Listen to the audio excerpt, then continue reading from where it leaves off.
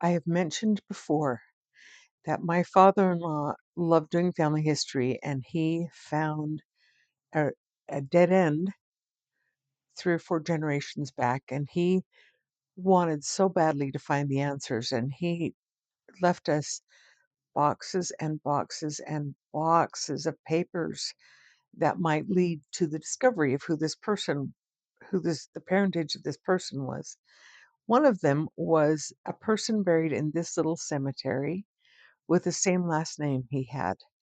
Look how small the cemetery is. There's 53 people buried in the cemetery. I've been going through them because a lot of them who are already in Family Search, I'm related to.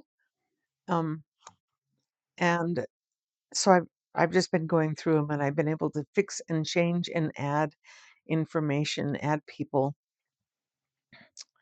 So here we are.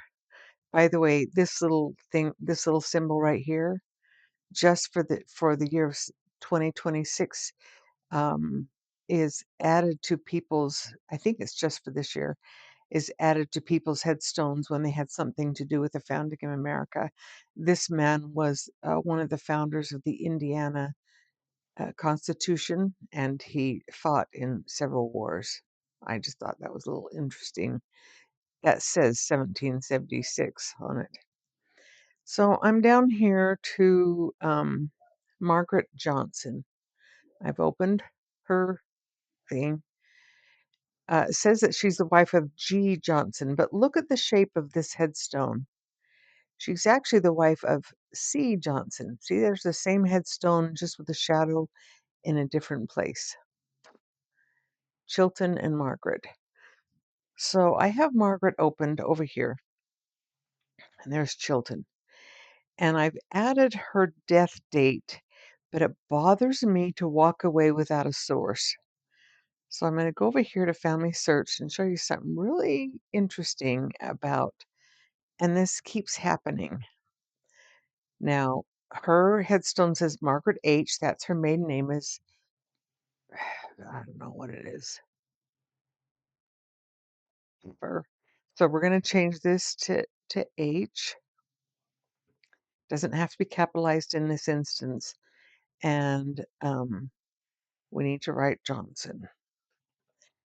Family Search does not have the best search engines, and it drives me crazy because it should already be in there that she's married to a Johnson. But nevertheless, we know how to get around it. So there she is. Now, this cemetery is so small that somehow it's not in the system. Let me show you. She's buried in Johnson Cemetery in Carlisle, Sullivan County, Indiana. She's buried in Johnson Cemetery, Johnson, Texas.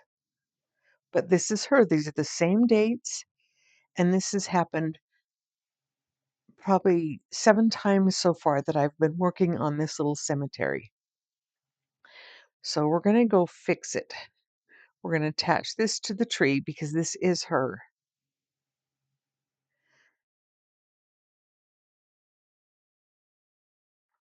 Same birth, same death. Now I'm going to go back to here, and I'm going to highlight this, Control C, copy. Now the burial is going to say Texas. She was not buried in Texas. She didn't live in Texas. So we're going to highlight that and Control V, and it will say Johnson Cemetery, Carlisle, Sullivan County. It's also in Hayden Township. A township is like when they take a county and divide that up. So there, even though it just automatically, from this little cemetery, and I've done Find a Grave, I've seen it in Texas and Maine and Florida, and it just picks a Johnson Cemetery anywhere. So you can fix, so just pay attention. You can fix things while you're in the middle of doing them. Attach. Done.